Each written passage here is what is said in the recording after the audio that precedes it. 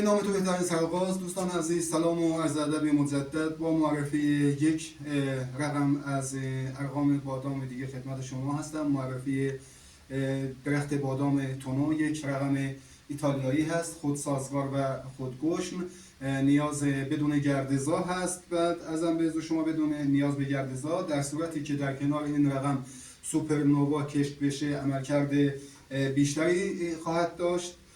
جزو ارقام تایپ اسپور هست. این رقم هر سال بار اقتصادی و معقول میدهد.